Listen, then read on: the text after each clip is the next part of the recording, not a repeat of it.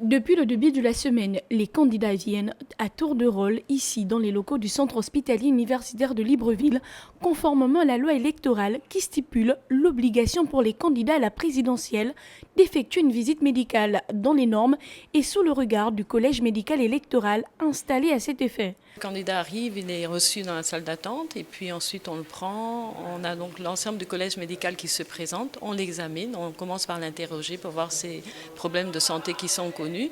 Ensuite vous avez un examen clinique, c'est-à-dire qu'on regarde un petit peu chacun des membres du collège. Vous avez le cardiologue, vous avez le neurologue, vous avez l'urologue pour les hommes, vous avez un anesthésiste réanimateur et vous avez la cardiologue que je suis.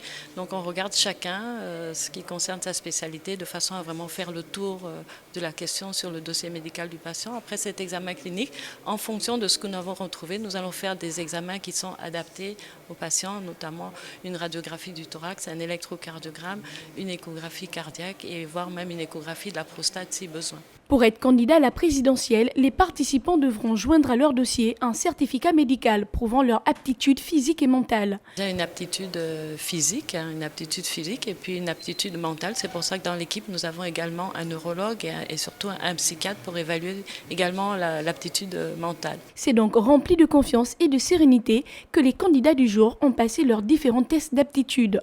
Je suis candidat à l'élection présidentielle du 12 avril 2025. La norme exige de tous les candidats l'examen médical et je suis venu passer mon examen médical.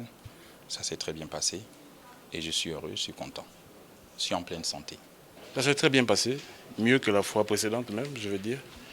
La prochaine étape, c'est la commission linguistique.